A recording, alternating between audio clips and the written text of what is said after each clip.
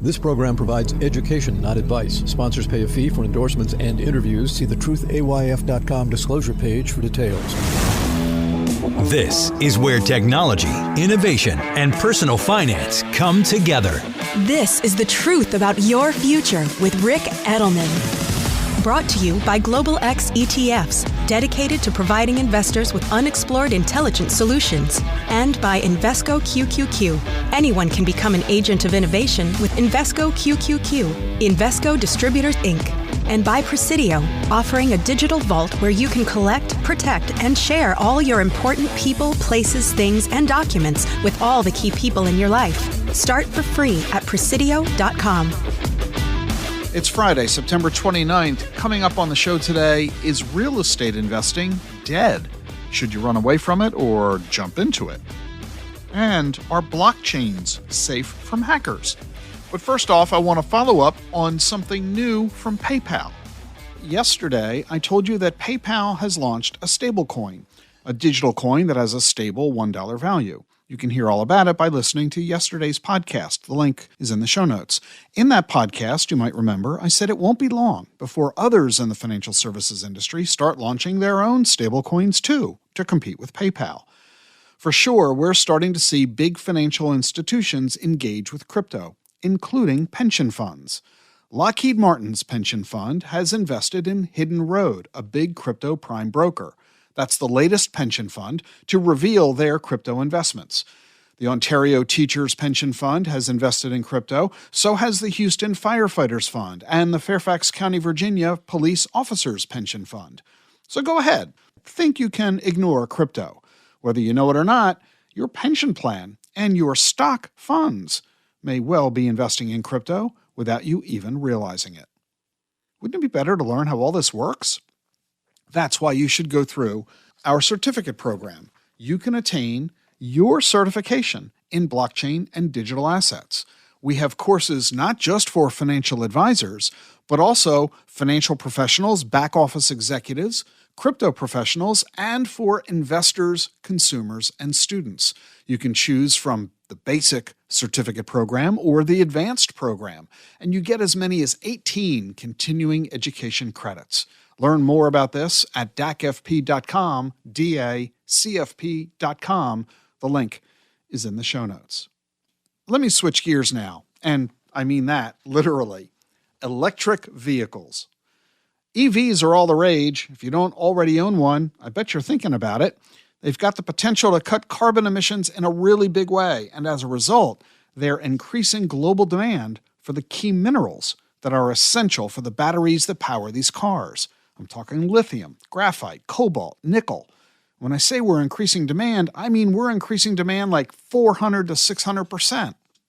We already have 40 electric vehicle models in the U.S., from the Chevy Bolt that costs just $28,000, $21,000 after you factor in the government rebate, to the two-door Rolls-Royce Spectre with its base price of $460,000. Add in the options, and you're more likely to spend over $500,000 for that Rolls-Royce. You want one? Forget it. They're already sold out. But you can order one for 2025, and no, I have not ordered one. Car for car, EVs tend to cost about a third more than their ICE cousins. ICE, internal combustion engine. EV versus ICE. The average price for the top 10 EVs, about $61,000. And the reason people buy them is not because, you're not trying to protect the environment. Oh, yeah, sure, go ahead, make the claim. No, the real reason you're buying an EV is because it's cheaper to own. They cost a third less in overall lifetime costs than ICE cars. And it's not kids who are buying these things. The average EV buyer is 54 and has an income of $100,000. What's stopping you from buying? Well, you know the answer to that. The range. 61% say they're concerned with where you get your EV charged. Oh, it's easy if you live in the house and you stay local. But what if you live in an apartment? What if you drive to work really far or go on the road? How many charging stations are there? More than half of those surveyed by Forbes say they're worried that driving an EV will run out of juice while they're traveling. And so far, there are not very many electric vehicles on the road. We've only sold 800,000 of them. That's out of last year's total car sales of 13 million, but it's still early. The tech's improving every year. Toyota just announced that they've developed a battery that can go nearly 800 miles on a single charge, and recharging takes only 10 minutes. So once we get the range where we all want it, I think we'll all be driving EVs. Mercedes-Benz has already ended all of its R&D for its internal combustion engines. It's now only developing EV technology. And everybody else in the auto business is pretty much doing the same thing. So while we only sold 800,000 of these things last year, that was still a 60% increase over the prior year. By 2035, it's projected we'll have 63 million of them on the road. So instead of buying an EV, maybe you ought to invest in the EV industry. Let me tell you about the Global X Autonomous and Electric Vehicles ETF. The symbol is DRIVE, D-R-I-V. This is the largest pure electric vehicle ETF on the market. It's got $1 billion in assets already, which shows you how popular it is. Its top holdings include Apple, Toyota, Alphabet, Tesla, Intel, Honeywell, Qualcomm, NVIDIA, Microsoft, Allegheny Technologies. It's got tech stocks as well as auto stocks. Check out the Global X Autonomous and Electric Vehicles ETF, symbol DRIVE. Learn more at globalxetfs.com or ask your financial advisor. And if you're not a financial advisor, ask them about it. Coming up next, Bert Crouch, head of North America Real Estate for Invesco, when we return.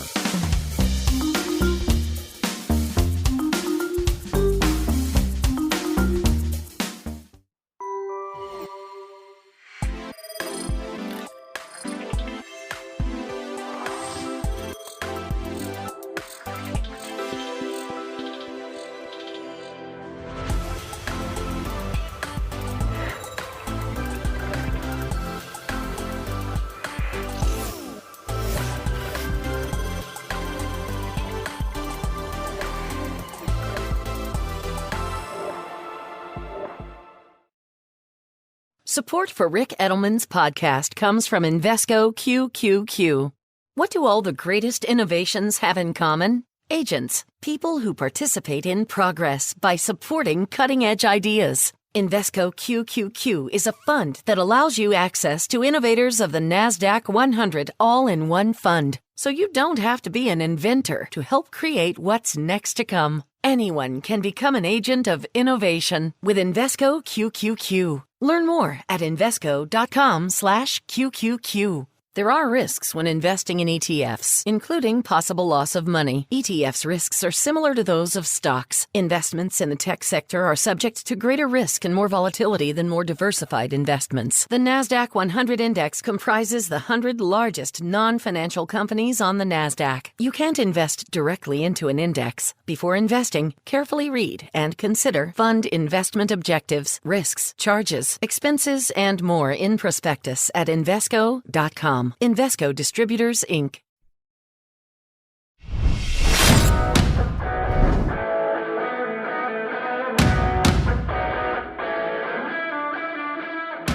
You're listening to The Truth About Your Future. You know, I've been beating up on real estate for a while.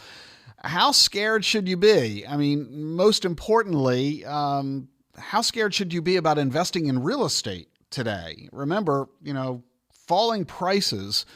That's actually great news for investors if you're smart, because buying low is a whole lot smarter than buying high, right? And I've told you about, in the past, Invesco's leadership in the world of real estate investing.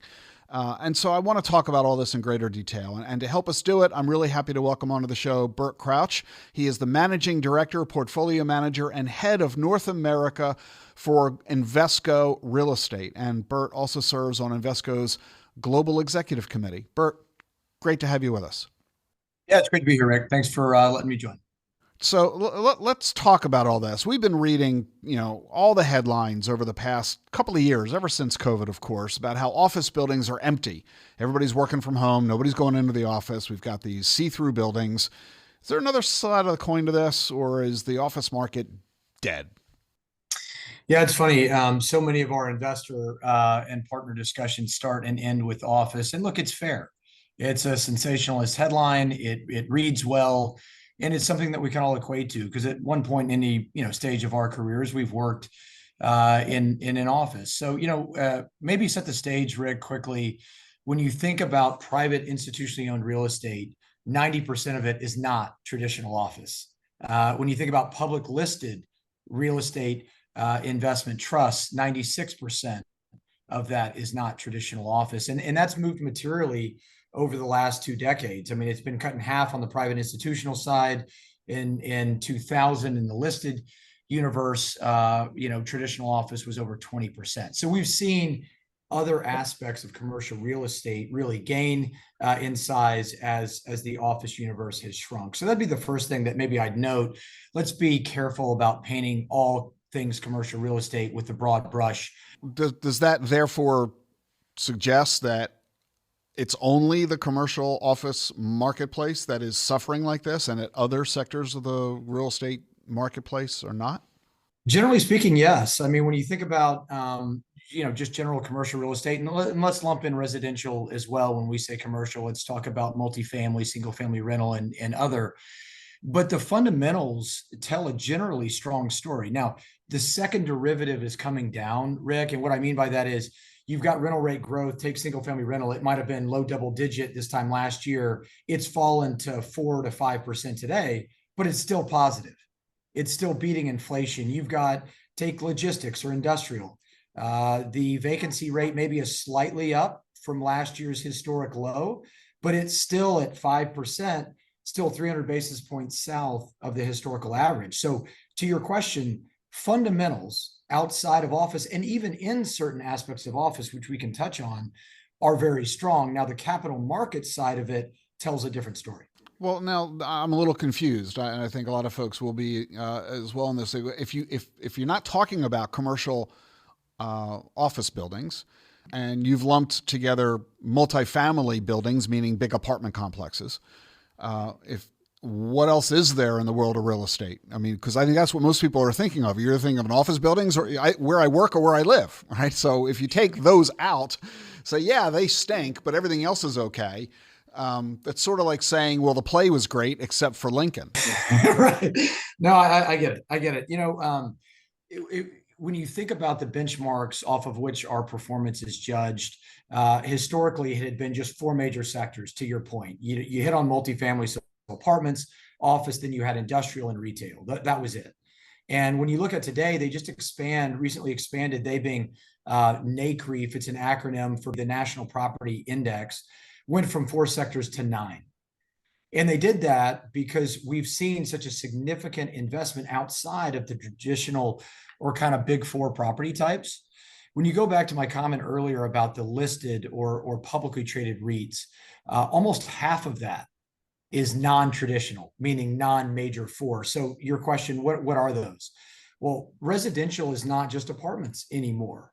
You've got affordable housing, senior living, student housing, single family rental, build to rent, manufactured housing. I mean, the world has expanded significantly, not just in where people are living, but why people are living there. And so when you think about, I loved your opening comment about the best time to buy is when no one else is or prices are down. You could extrapolate that further to say, and investing in sectors that maybe are outside the norm or we're seeing those secular tailwinds that we really hadn't seen, at least in scale, before COVID. So, okay, that sounds a little bit better. But related to that, therefore, what would you say is the story we're not hearing that we do need to be hearing? Yeah, so a couple of things. We're all focused on interest rates and what the Fed is going to do or not going to do, and are they going to raise another 25 basis points? I think a lot of the story is being missed, at least in my world, in investing in real assets and commercial real estate specifically, is where are they going to hold interest rates over the next 2 years? That is a huge factor. You think about just, Rick, in May, the terminal peak rate assumed for this secured overnight financing rate, SOFR, the proxy for short-term rates, was going to peak in the mid-4s. Now it's all the way out in the mid-5s. That's in 90 days. It's up 90 basis points. And if you look at the forward curve, we're expected to average 4.5%. Go back less than 2 years, and that was 0. So when you think about rates, it's not, are they going to raise or not? The question is, are they going to cut and how much over what period of time? I think that's one. On interest rates, another big point is just the 10-year treasury. And that's important for two reasons in commercial real estate. One, it's an alternative to financing on a floating rate basis. You would fix. And over the last 12, 18 months, that's been a lot cheaper than floating rates. But just recently, really, over the last, call it again, a couple months, we've seen that go from the mid threes out to the low and mid fours. So suddenly you've got a 10-year that's moved up significantly, and that affects our exit cap rates. Yeah, and I was just going to ask, okay, so you've given a pretty good synopsis of interest rates. What does that mean? What's the implication of all of that on real estate investors? It's more, to oversimplify it, it's more expensive to finance, and accordingly, it sells at a lower value because the required premium, the yield on that, what we call a cap rate, a capitalization rate, is higher because those historically, plus or minus, have moved in tandem. I think every homeowner can understand what you just said, because we know that the higher the interest rate is, the higher my mortgage payment is, which means the less of a house I can afford to buy. And that pushes my payment up, it pushes prices down. And I think we all get that.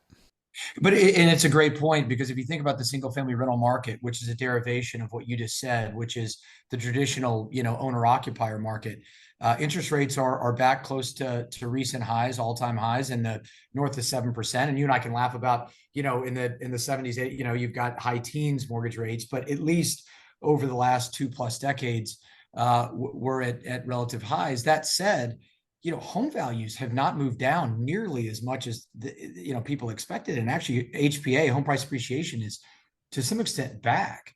We're a large player in the single family rental market. We own an interest in a company called Mind, MYND. And what we saw was yields move out, but then they stopped. And the reason they did that was because there's more demand than supply. No one's selling.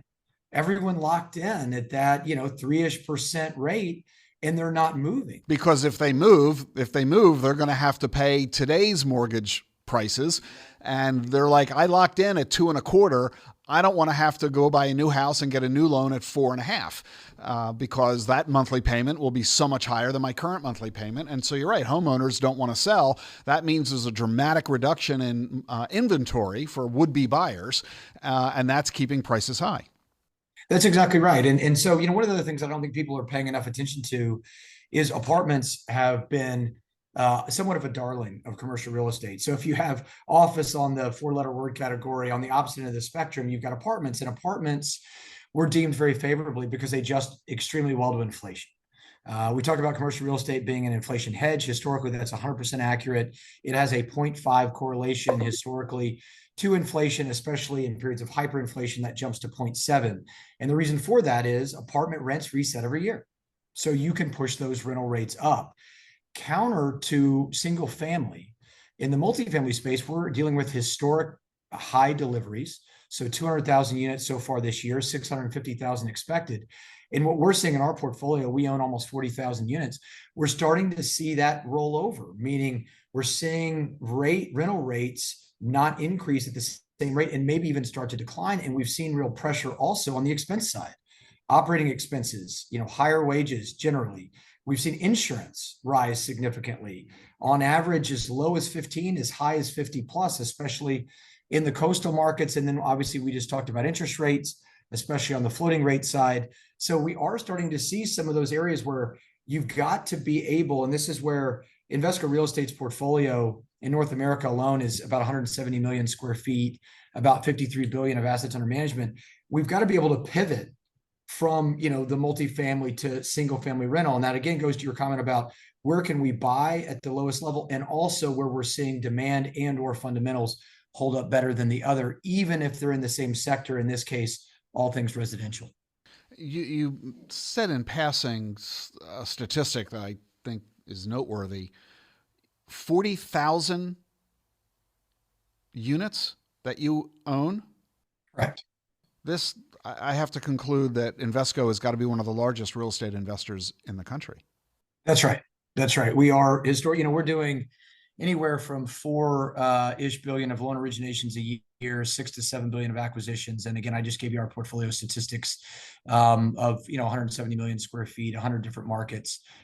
So the depth and breadth of our portfolio is really important. And we might talk about data or AI more in a minute, but harnessing that is paramount to generating out performance. And that's one of the things on which we're hyper-focused at the moment. So how do you determine what to buy? Is the amount of money you have such a large amount because so many investors turn to you for their real estate allocation in their portfolios that you're indiscriminately buying anything you can get your hands on? Or, Yeah, I sure hope not. I'd be out of a job pretty quickly from a relative and absolute performance perspective. But no, it's a great question. And, we get the question all the time, and you kind of let off with office and just how bad that narrative is. And it does go back to, why would you invest in commercial real estate at all? We've seen a significant run up in prices, and there's broad-based concern, and a lot of it's warranted. I just gave you, whether it's multifamily or industrial, you've got, supply that's ramped up. Rental rates have come down in maybe, or they're not growing as quickly. So, why would we, or where would we, to your question, invest? It doesn't just have to be about sector. It's really a combination of sector and positioning. And what do I mean by that? Right now, when you talk about real estate, the standard mantra is location, location, location. What I would add to that in today's environment is credit, credit, credit. In my career, I have never seen a more attractive entry point for an investor than today in private credit secured by real assets. And let me just walk you through what I mean by that. So where to invest? I already told you on how we're pivoting within the residential sector, whether that's to self-storage during COVID, whether that's to life science or medical office out of traditional office. You got to pivot to where the secular trends are going, and we're harnessing the data of our portfolio. But more than that, I mentioned we're doing 3 to 4 billion of loans a year. Rick, I can originate a loan today at SOFR plus low 300s over. So that loan has the spread has widened out 100 basis points. And that's because all the things Silicon Valley failed, Signature failed. All of a sudden, this light was cast on, bank deposits are flighty, risk management is weak, and the regional banks are overweight commercial real estate. And I can walk you through those stats, but that's the punchline. So they've pulled back on lending. We've seen lending down. It's over 50% down year over year. The expectation by the Mortgage Bankers Association is it's going to be down 40% this year. So there's not a lot of homes for commercial mortgages today. Securitization, commercial mortgage-backed securities, is down over 70% year over year and getting worse, not better. So we're out there making loans, Rick. And we're doing that. And if you just think about what I said, if SOFR was 0 2 years ago, it's over 5% today. I told you the curve is relatively flat. I'm getting a spread of 300 over that. What's the punchline, Bert? Punchline is we're getting an unlevered yield of over 8%, making new loans at a 30 to 35% cushion to today's value. So we have a significant insulation. Your capital is safe, and you're generating your entire return in current income, and you've got an inherent inflation hedge. So what do I mean by that? If rates keep going up, if the Fed has to keep battling inflation like they did in the 70s, we make more money because we're making a floating rate loan. As rates go up, our investment gets better. And what we do is we lever our investment moderately. So today we're generating 12% cash on cash, 13% IRRs. I love that trade. So in comparison to different sectors of the real estate marketplace, you're picking and choosing where you want to be based on location, based on type of property, based on credit quality. But that's all within the real estate sphere. Investors have choices beyond just real estate. They may compare to stocks, bonds, gold, crypto, oil, you name it, baseball cards. So make the case in a relative basis of real estate versus other investment opportunities that are non-real estate.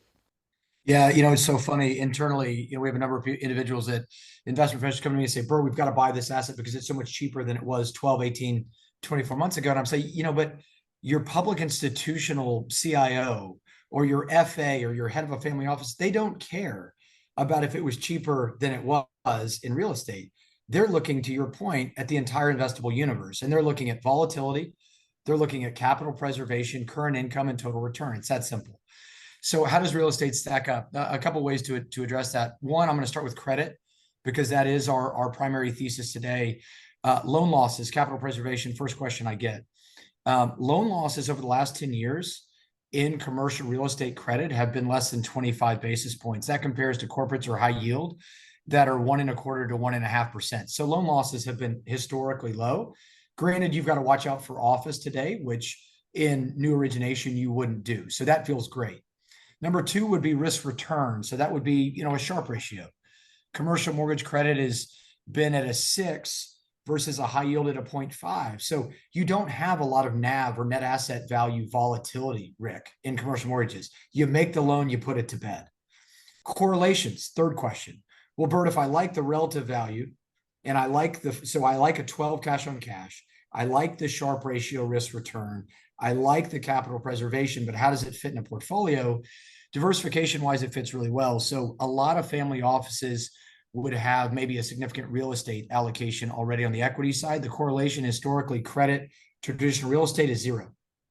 The correlation to other fixed income asset classes averages 0.15. So I think it stacks up well on all things relative value. The last point I'd make is you go back to my point about it being an inflation hedge. If we're wrong about inflation, it's not cooling, you win.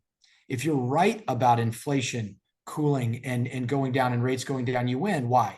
Because you're going to make a 3-year transitional loan. The borrower is going to refinance you at a lower rate, and you're going to reinvest those proceeds in another asset class that you like better. So I think that there's an inherent hedge, not just to inflation, but to the broader markets. The last way I'd answer that question, let's go to real estate equity. And I want to keep coming back to your opening line. Today, if you're leaning into a sector that others are leaning out of, historically, you've made excess returns. So what do I mean?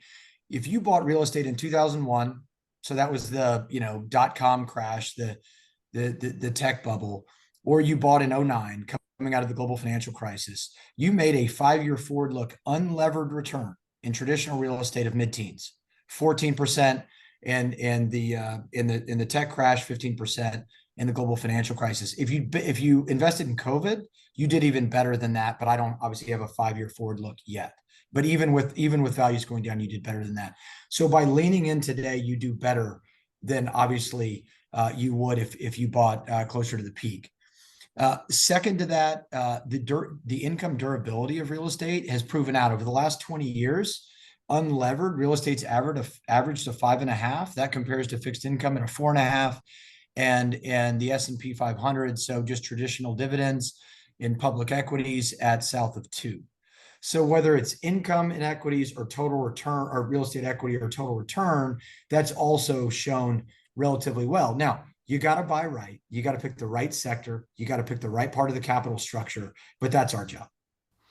And it's not really a question, is it, of real estate versus stocks or versus bonds or versus whatever. It's if you believe in portfolio diversification, it's a question of doing a little bit of everything. And that means deciding how much to do of each sector. So what would you say for a typical portfolio? What should the allocation be to real estate? What percentage of the portfolio?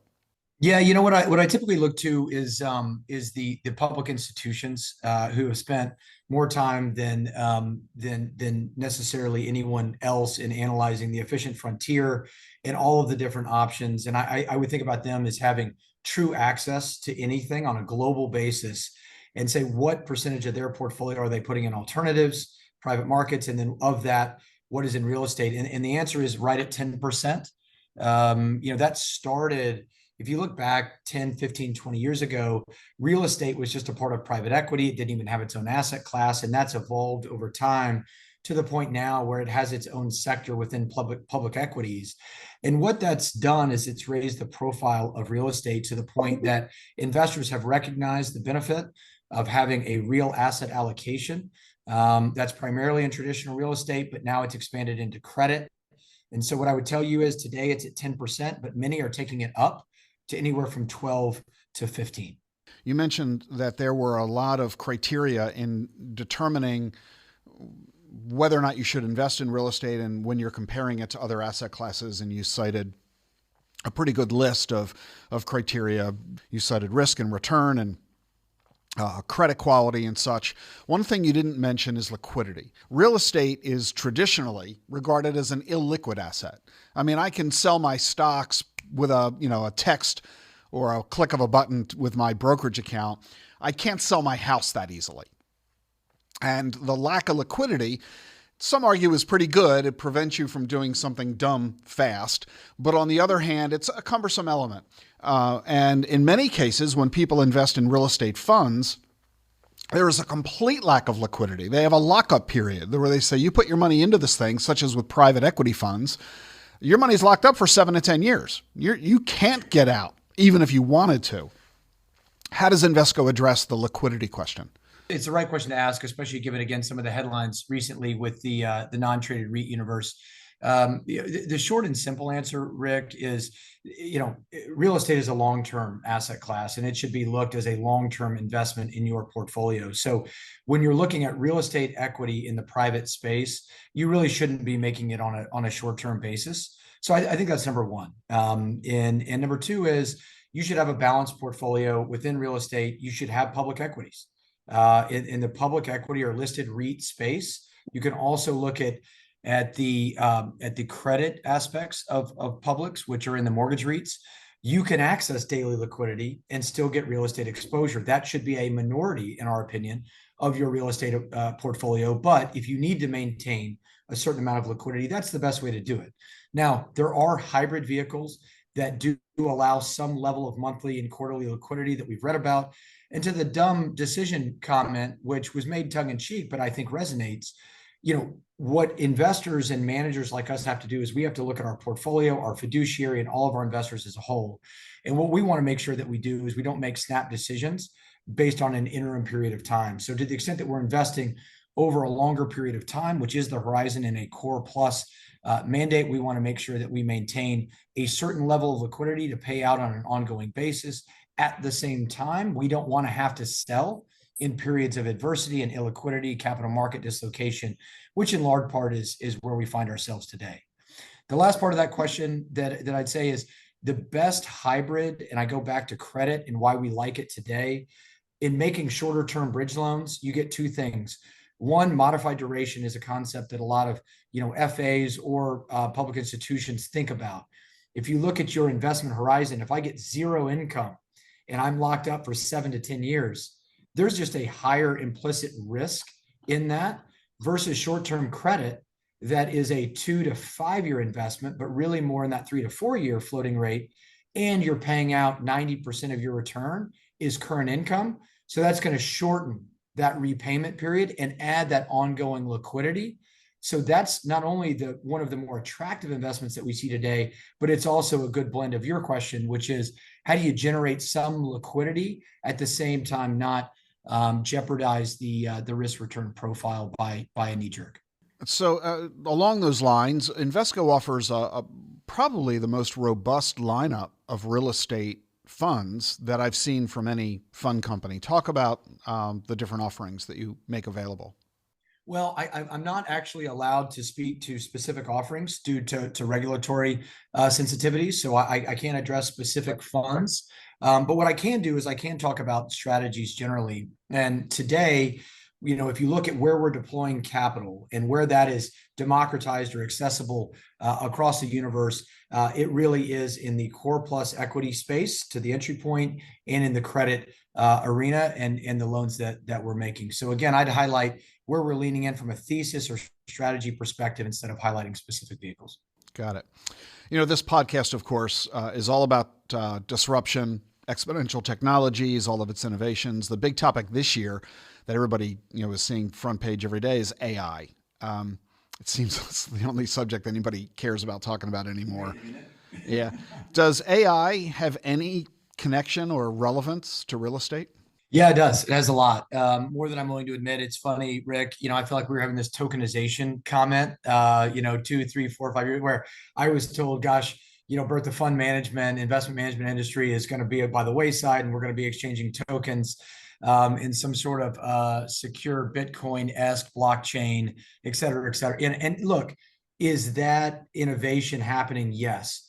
but is it happening at a much slower pace than people expected? Yes. I would take AI, especially generative AI, and flip that script. So I actually do think it's a more warranted topic, given how quickly it's affecting positively our industry. So how is that happening, and what does it mean? The simple answer, the short answer, is it's taking us away as investment professionals from a lot of the, I hate to say menial, but a lot of the day-to-day activities that we are forced to do: accounting, reporting, performance analytics, sales comps, lease comps, legal document reviews. It's making that so much more efficient. So we're still doing the same level of work, meaning the same level of output. But the way that we're able to do that, utilizing AI to go through and search all of these data points through a sophisticated query and kick us back, here's what you need to know, here's the table, here's the data, the output, for then our investment professionals to analyze. And whether that's report to our investors, whether that's to report to an investment committee, make an informed investment decision, strategic pivot, that is game changing. So that's one, operational efficiencies. Two would be alpha generation. So again, I go back to our portfolio. Bigger is not better, Rick. Bigger is better if we can harness that data, quality control it, and then get it in the hands of our investment professionals, our portfolio managers, on a real-time basis.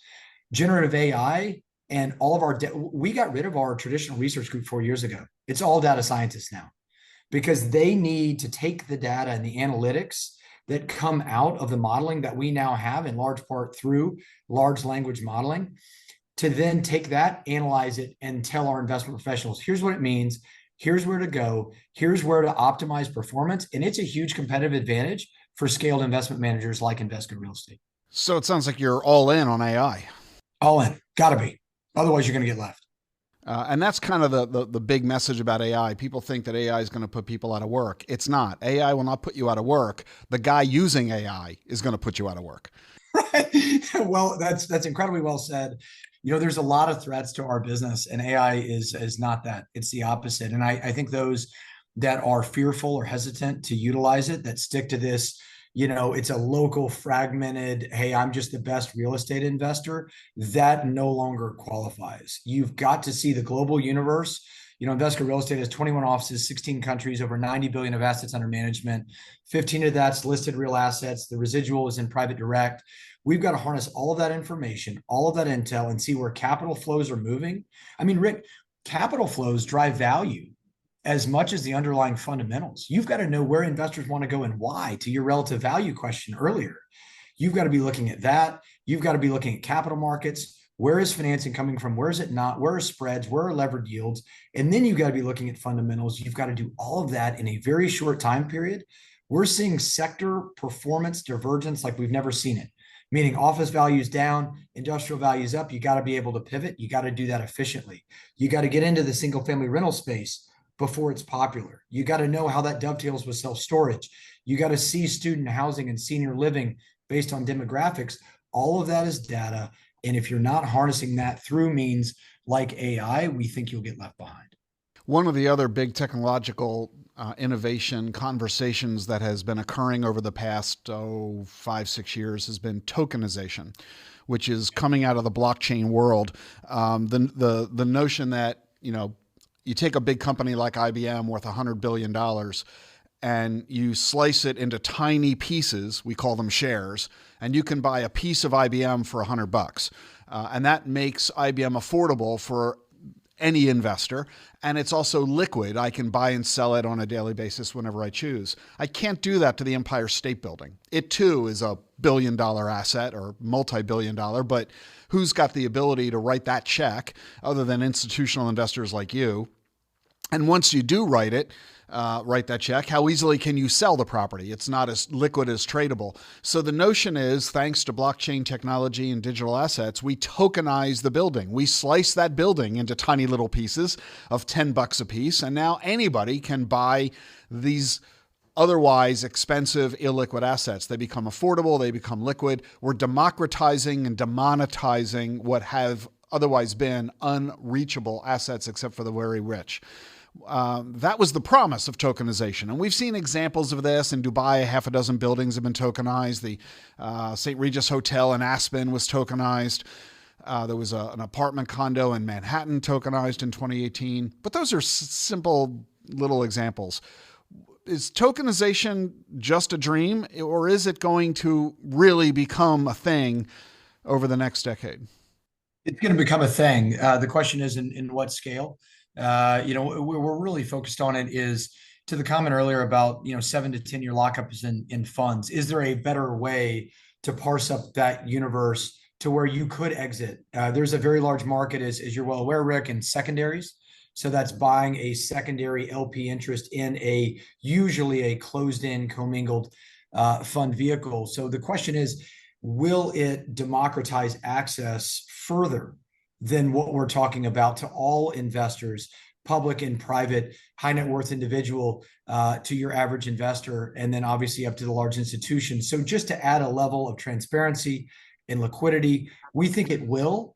The question, though, is around, and again, we've seen some of the headwinds, blockchain and Bitcoin, 10, 15 years, and there's still not regulations governing it. And we're seeing the SEC start to really crack down on that.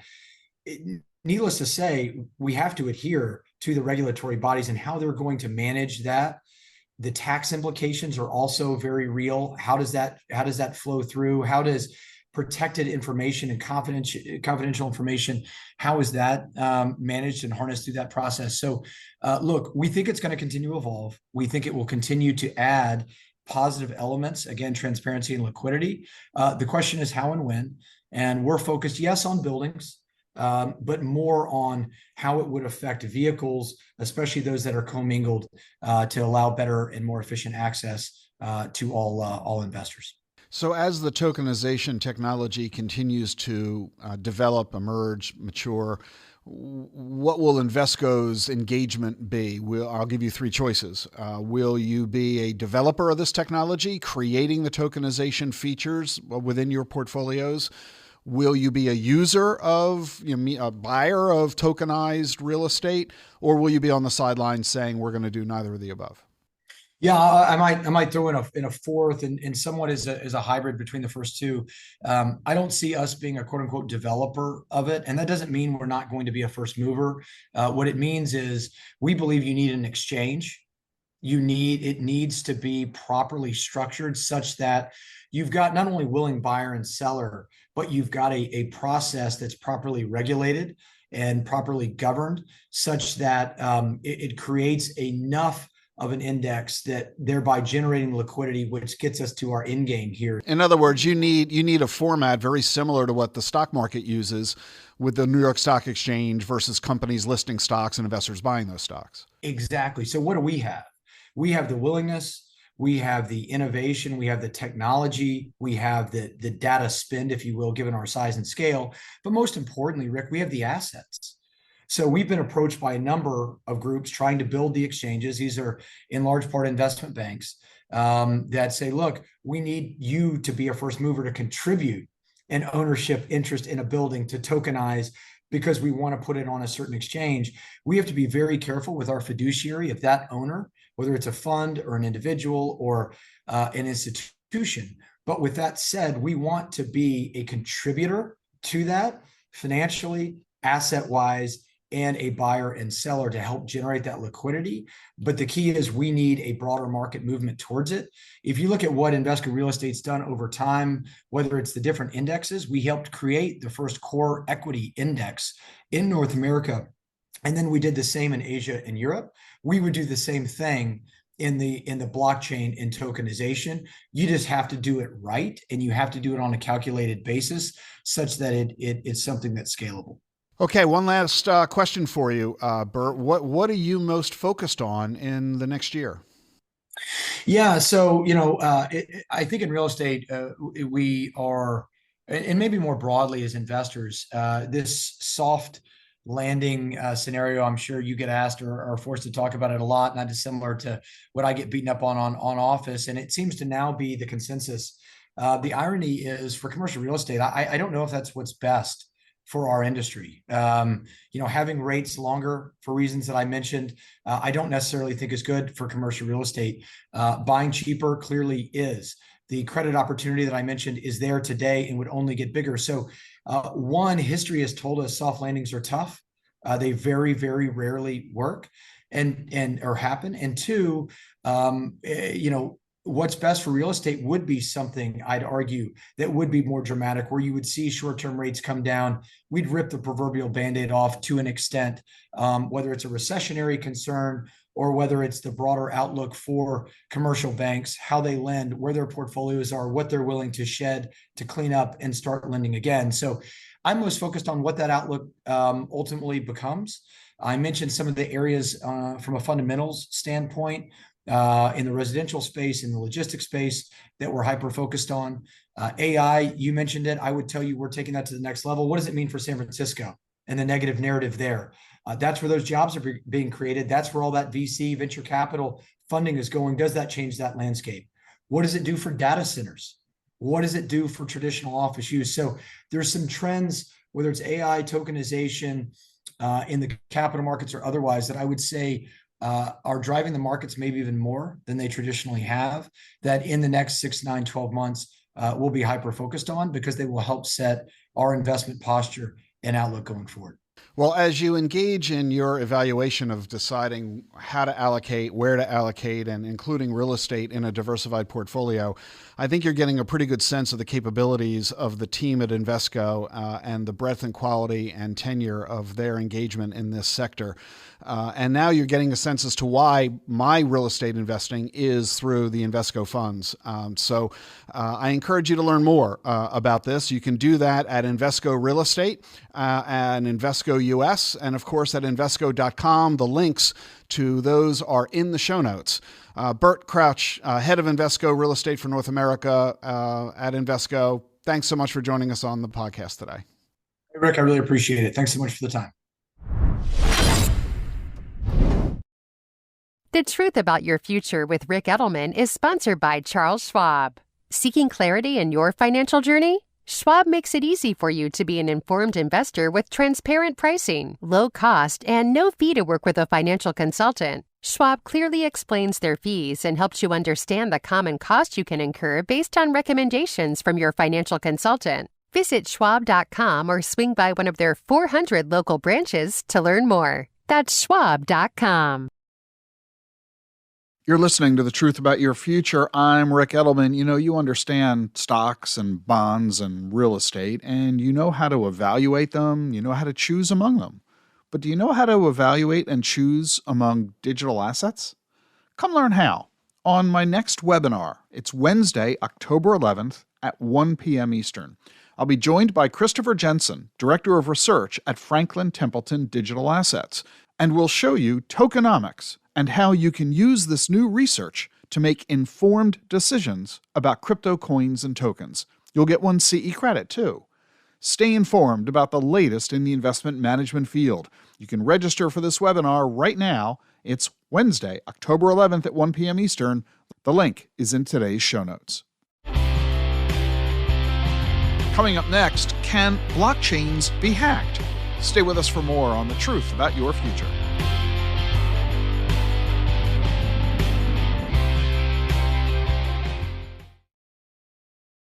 Where do you store your important documents? How do you keep track of what you have or where it is?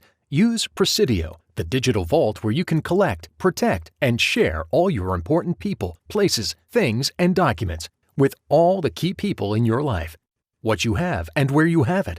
You'll always know where your valuable information is kept, and you can easily and securely share your info anytime with anyone you choose. Try Presidio free today at Presidio.com. That's Presidio.com. Presidio.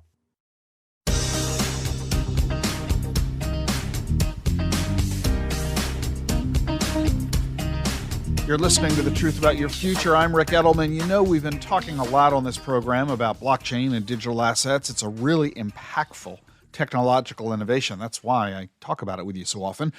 One of the things you hear about blockchain, one of the big benefits, is that it's unhackable. It's why it's so exciting for businesses around the world that secures their data on a blockchain very securely, unlike central databases that get hacked all the time. You keep hearing stories of companies that are getting hacked, your personal data gets stolen, your credit card info, your date of birth, your address, and so on. But the Bitcoin blockchain has never been hacked since it was invented way back in 2009. How can that be? Well, the answer is simple. A blockchain is a distributed database, not a centralized one. In other words, if you go to your bank, well, their computers are in their location. The hackers know where they are. It's sort of like bank robbers go into a bank branch. I can rob you because I know where you are and you've got all the money. But a blockchain doesn't work that way. Instead of being a centralized database, it's a decentralized database, meaning the data that is stored on a blockchain is actually stored on computers scattered all over the world, millions of them. And this is why blockchains are considered unhackable. There is one way that they could be hacked. It's called a 51% attack. A hacker would have to gain control of more than half of all the computers all over the world that are on the blockchain, and they'd have to gain control of those computers simultaneously. That is a tall order. That's why blockchains are considered unhackable, safer ways to store and transmit data.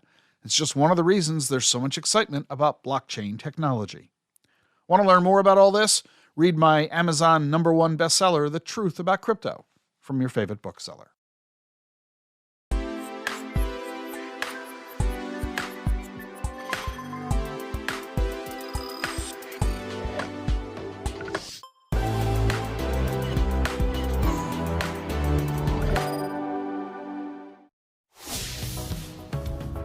Thanks for joining us today. We've got a new episode of the podcast every weekday, so if you miss one, or if you're looking for info on a specific topic, you can find all our past shows at thetruthayf.com. The link is in the show notes. Have a great weekend. See you Monday.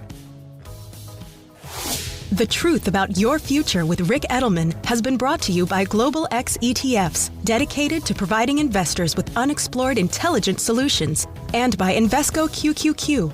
Anyone can become an agent of innovation with Invesco QQQ, Invesco Distributors, Inc., and by Presidio, offering a digital vault where you can collect, protect, and share all your important people, places, things, and documents with all the key people in your life. Start for free at Presidio.com. Get the truth about your future with Rick Edelman. It's thetruthayf.com.